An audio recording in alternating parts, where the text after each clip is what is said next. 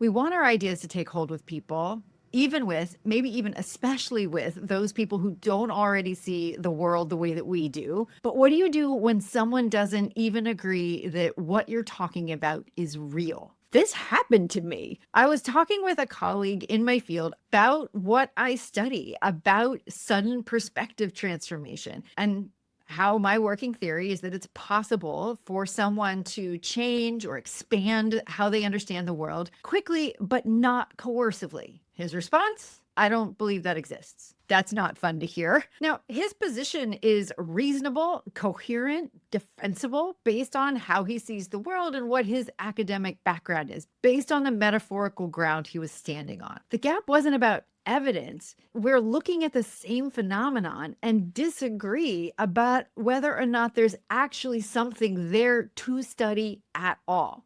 He says no, I say yes. We both have a reasonable ground for thinking the way that we do. That kind of disagreement is not one that you win with more proof. You can't out-evidence someone in a situation like that because you're not disagreeing about the evidence. You're disagreeing about something even deeper, about what's real in the first place. What we found eventually wasn't agreement on the big claim. It was on a smaller one, a specific narrower version of what I was talking about that he could agree could be real, or at least real enough to be worth studying. What happened here was a disagreement based in our positionality, meaning the nature, the qualities of your position on things like what's real, how can we know, and what's valuable about what we can know about what's real. Which brings us back to that question of how do we get an idea to take hold when you can't even agree that something's real? You just saw the answer in the story I just told you.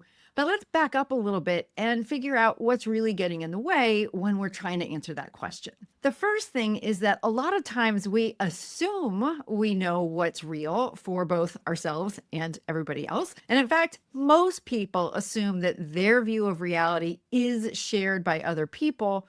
Or if we don't believe that our view of reality is shared, we at least believe that our view is the correct one. We often continue with that assumption rather than checking for that basic agreement on what we believe is there or isn't there in the first place. The challenge is that an assumption isn't an agreement. It just looks like one until it breaks. What you don't want to do is try to win the argument in the moment about whose view of reality is right. Unlikely to go well for either of you. You can only agree on something once it's been defined.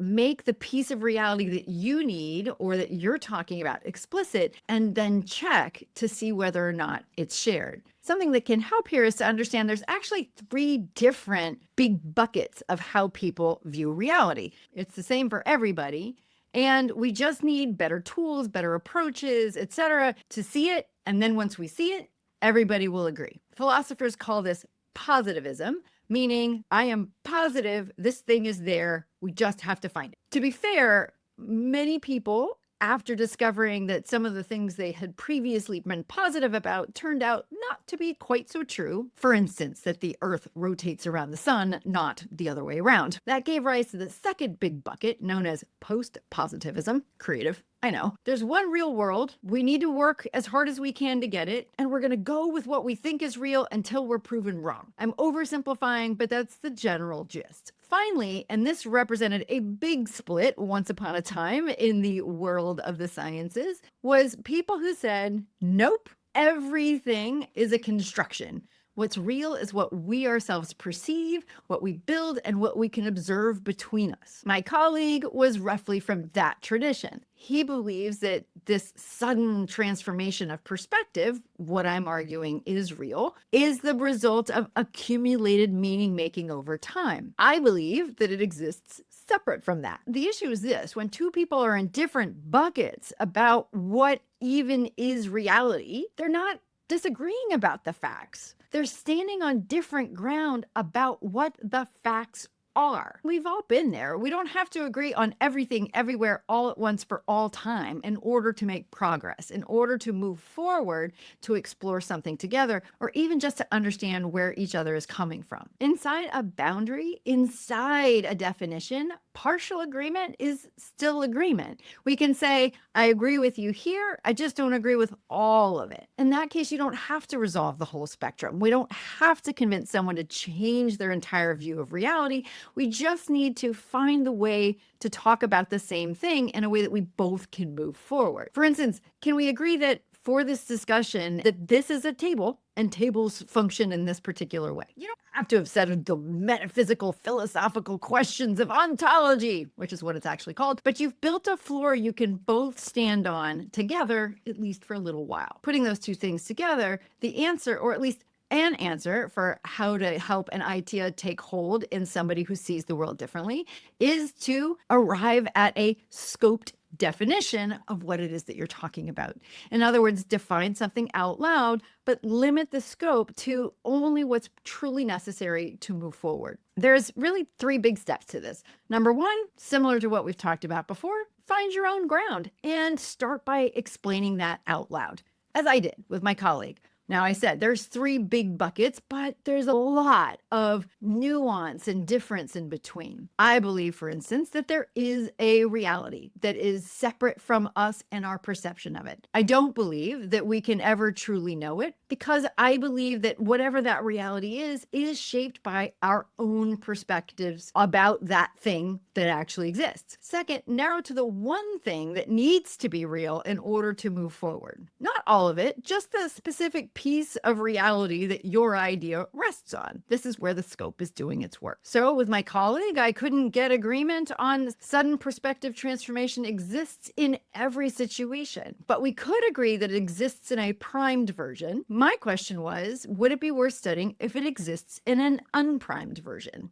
Yeah. Let's find out. We narrowed to a specific version of it, priming independent sudden perspective transformation. And we found that we could both treat that as real enough to both consider to be worth studying. The third step is to formalize what I just talked about, to build and check a provisional, scoped definition. That's what my colleague and I did. Can we agree for this discussion X exists and does or maybe does Y? Then confirm that actually held. Now you might be saying, okay, but isn't this just making reality up? That is a question that has been asked of that third bucket, the constructivist. And you could ask it about this too. If we are just saying, hey, scope definition for this discussion, haven't we just defined our way out of truth and reality? I don't believe so, no. And that's because of my own positionality. I believe that agreeing to treat something as real does not mean and say that for all time, for everyone, therefore that thing is real. It's just allowing us to behave as if it were,